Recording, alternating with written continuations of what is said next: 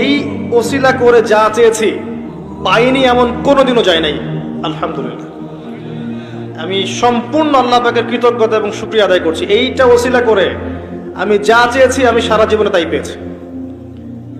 এবং আমি বিশ্বাস করি আমি যা পেয়েছি, এই বয়সে আমি যা পেয়েছি, আল্লাহ পাক কোটি কোটি মানুষকে তা দেন নাই, এটা আমি বিশ্বাস করি। এই বয়সে আমি যা পেয়েছি, আল্লাহ পাক আমাকে যা দিয়েছেন, যত দিয়েছেন, কোটি কোটি মানুষকে আল্লাহ পাক তা দেন নাই, আমি এমনটাই মনে করি।